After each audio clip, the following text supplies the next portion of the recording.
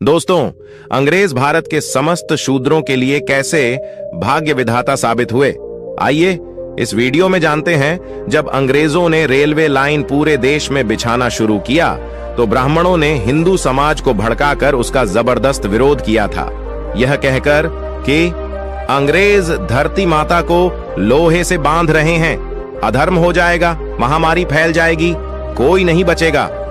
कई जगहों पर दिन में लाइन बिछाई जाती थी और रात को उखड़वा दी जाती थी। कहीं कहीं तो धार्मिक भावना भड़काकर देवी देवता की मूर्ति स्थापित कर लाइन उखाड़कर रातों रात मंदिर बनवा देते थे। यदि आपको इसका आज भी प्रमाण देखना है तो गाजीपुर जिले में दिल्ली कोलकाता रूट पर दिलदार नगर जंक्शन स्टेशन पर उखाड़ी लाइन पर ही शायर माई का रातों रात मंदिर बनवा दिया था। अंधविश्वासी जनता के जबरदस्त विरोध के कारण अंग्रेज मंदिर नहीं हटावा पाए थे, इसलिए ट्रैक को उन्हें मोड़ना पड़ा। आज भी दो ट्रैक के बीचों बीच यह मंदिर मौजूद है।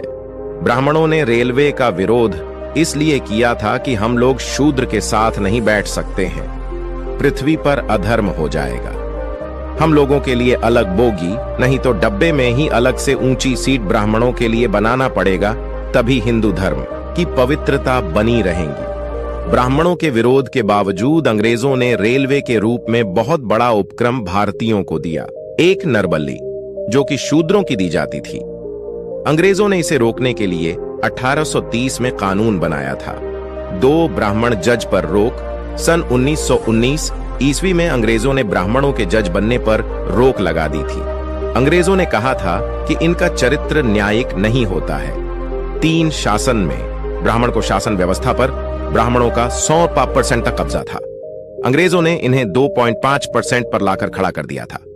4 संपत्ति का अधिकार। अंग्रेजों ने अधिनियम 11 के तहत शूद्रों को 1703 ईस्वी में संपत्ति रखने का अधिकार दिया था। 5 देवदासी प्रथा अंग्रेजों ने ही बंद कराई। इस प्रथा में यह होता था कि शूद्र समाज की लड़कियां मंदिरों में देवदासी के रूप में रहती थीं।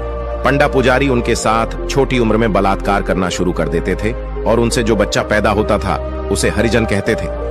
6 नववधू शुद्धिकरण प्रथा। सन 1819 से पहले किसी शूद्र की शादी होती थी तो ब्राह्मण उसका शुद्धिकरण करने के लिए नववधू को 3 दिन अपने पास रखते थे, उसके उपरांत उसको घर भेजते थे।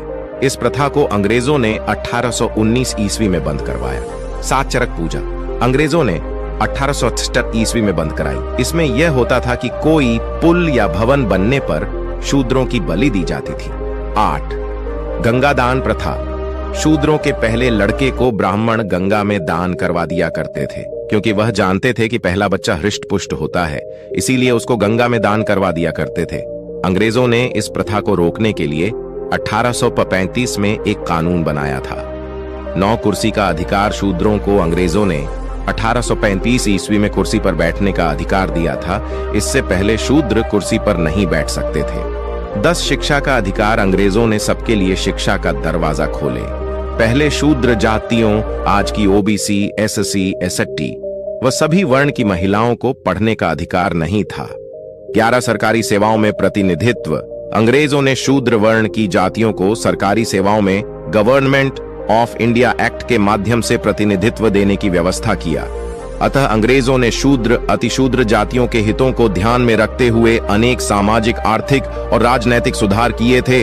First India act, second India act, अंत में संविधान को बनवाने में अंग्रेजों की काफी अहम भूमिका रही थी। महात्मा ज्योतिबा फुले ने तो यहां तक कह दिया था कि शूद्र अतिशूद्र के लिए अंग्रेज भगवान बनकर आए हैं।